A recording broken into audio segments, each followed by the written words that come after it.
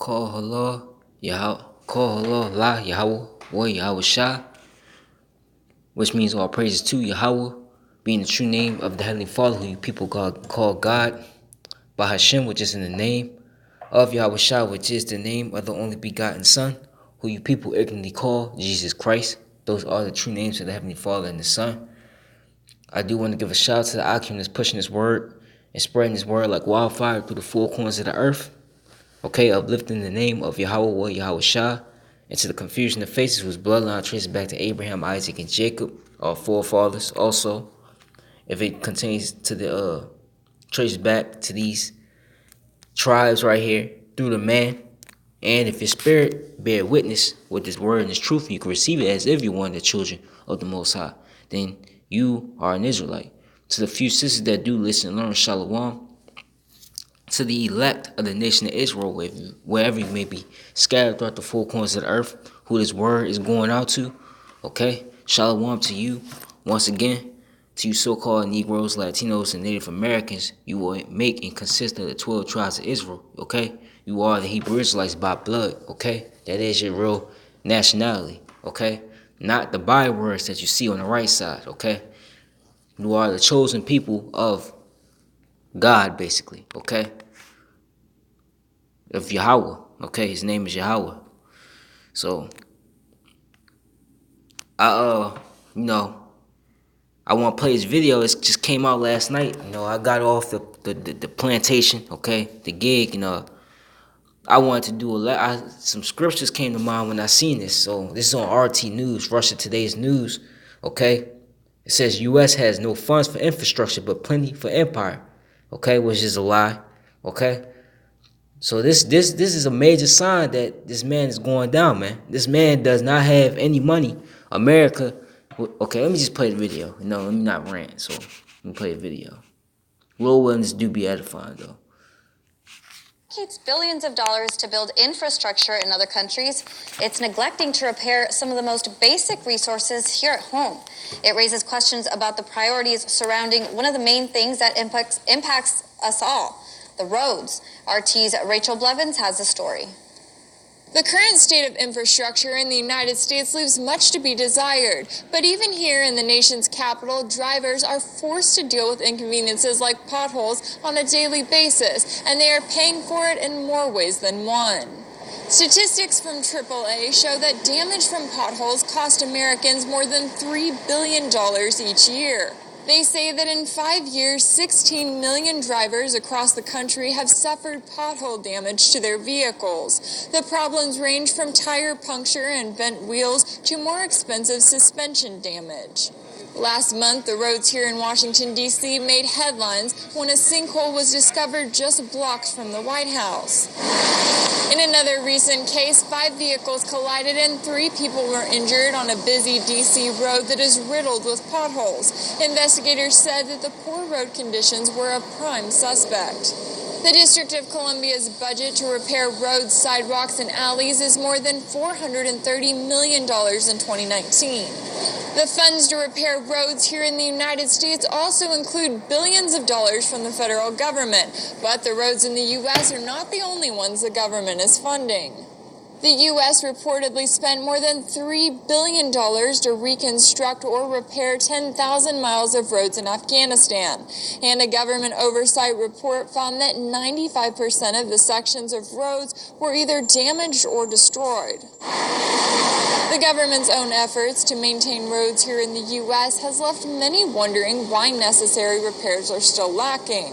It has even gotten to the point where last year, Domino's Pizza launched a nationwide campaign to fill in potholes in order to deliver pizzas, and their movement quickly went viral.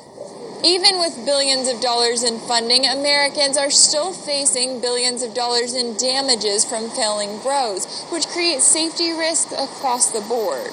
So it has raised the question, is the government simply failing to allocate enough funding to fix the roads, or should their failure bring Americans back to the age-old debate of who will build the roads? In Washington, Rachel Blevins, RT.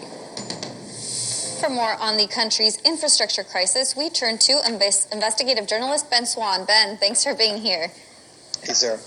Ben, we're in D.C., the nation's capital, the city where government officials, congressmen, senators, the Trump administration, Trump himself drives along these streets and roads, and we still can't get those fixed? Well, I mean, that's a good point, right?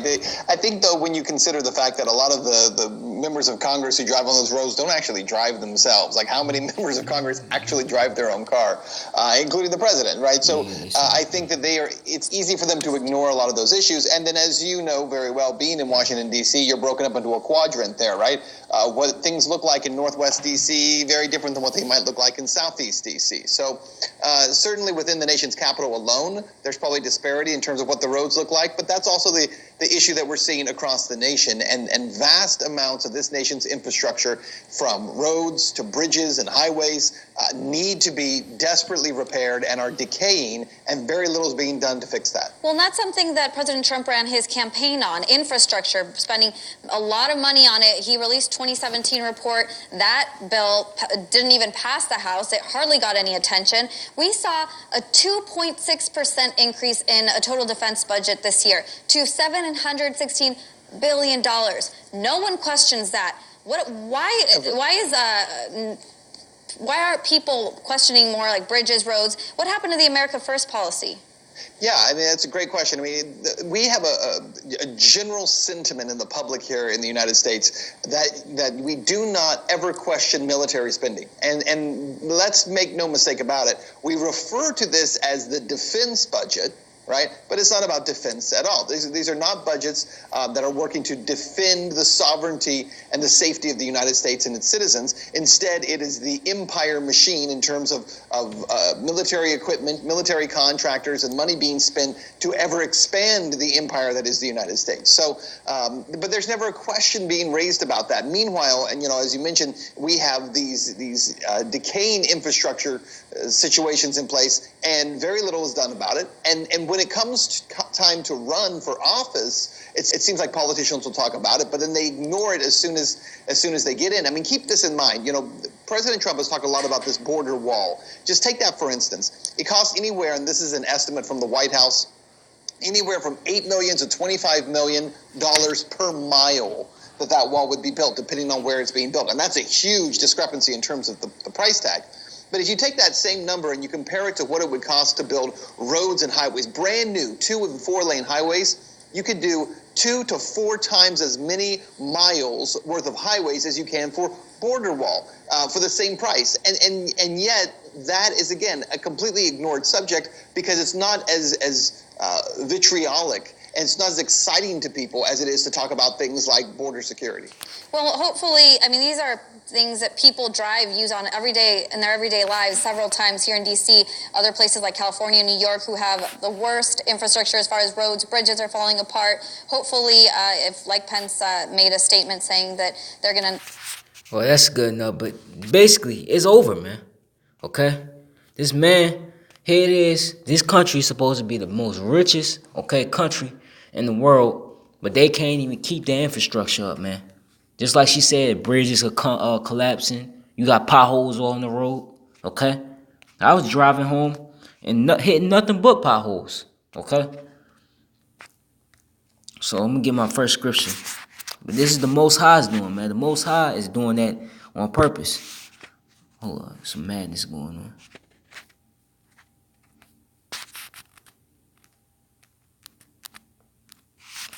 All right, this is Habakkuk. 2nd chapter.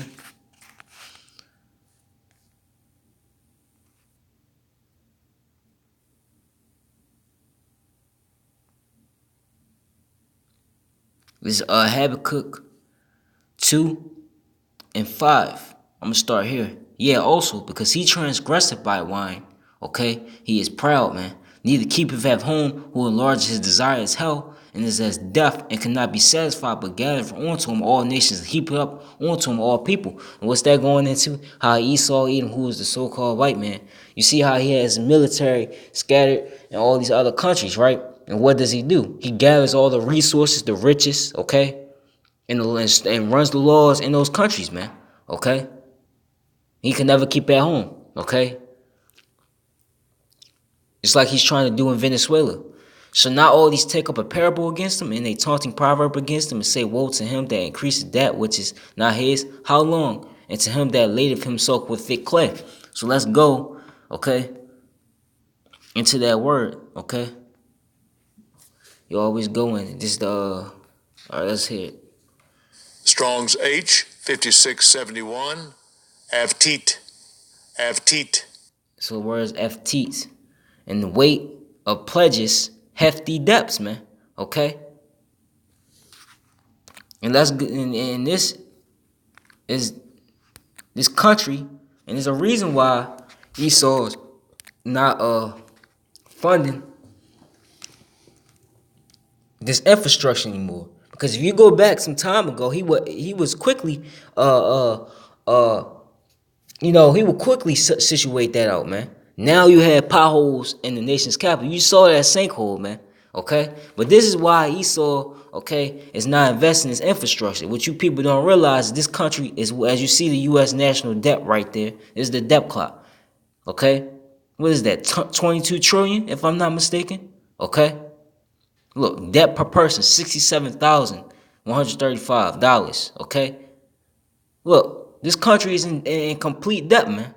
Okay, this is why you're seeing, okay, America is broke. Okay, this is why you're seeing America basically trying their hardest, okay, because this devil already got his hands, okay, on a whole entire earth. That's why he's trying to gather whatever resource he could, just like he's doing once again in Venezuela, man. Okay, that's why this country, okay, that's why we're about to enter, that's why we're in World War III, basically. Okay, we're basically entering into the World War III because this country is broke. And what does war do? It generates revenue. So this is why this is happening. Okay, that's why they're trying to save whatever little bit of money they have, because they need to put that little bit of money, okay, that they do have that could go into this infrastructure into their military, because World War III. Okay, so it all ties in, man. Okay. This is James 5:1, man. So this country ain't shit anymore, man. Okay? It says, go, this is James 5:1, go to now, ye rich men, weep and howl for your miseries that shall come upon you. Your riches are corrupted, and your garments are moth-eaten. Okay? Your gold and silver is cankered, and the rust of them shall be a witness against you, and you shall eat your flesh as it were fire. Ye have heaped treasures together for the last days, man. Okay? Your money is devalued, man. That money is nothing anymore. That's why the nations are turning on that dollar, man, the petrodollar, man. And that's putting you in Esau, Edom, and this country in dire straits, man. Okay? That's why you got potholes in the roads. That's why your stores is closing left and right. That's why everybody is living paycheck to paycheck, man. Okay? It's because of this, man. Okay?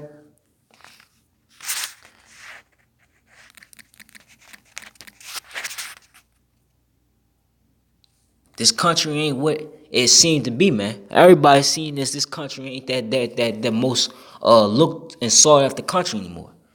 This Isaiah 47:1, come down, sit in the dust, O virgin daughter of Babylon. Okay, sit on the ground, there is no throne, O daughter of the Chaldeans, for thou shalt not be called tender and delicate.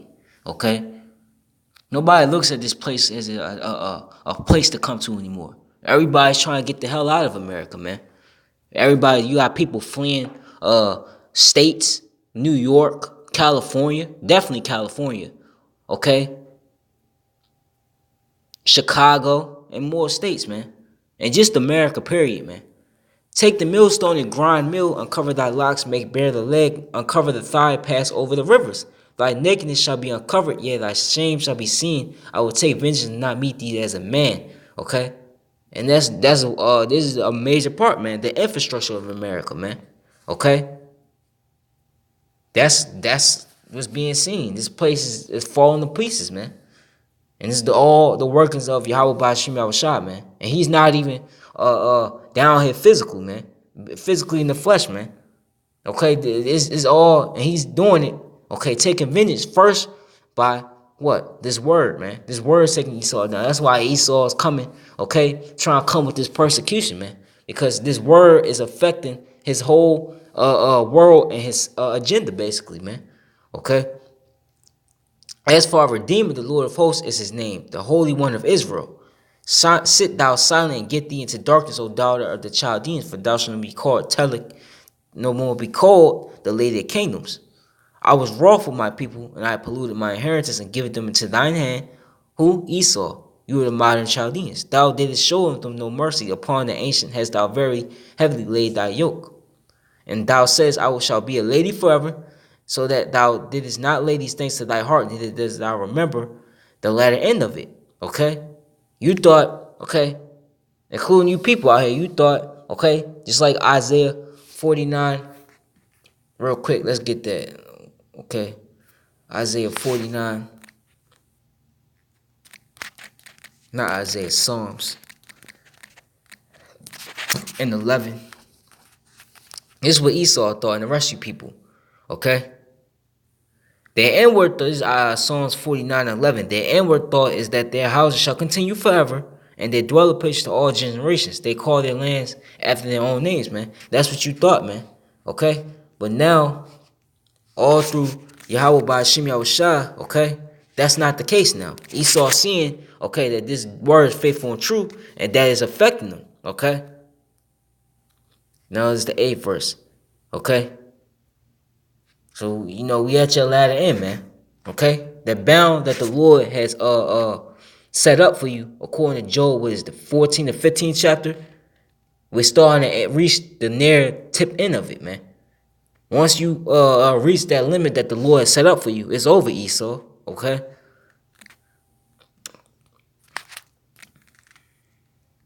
This is, I'm going to end it with this.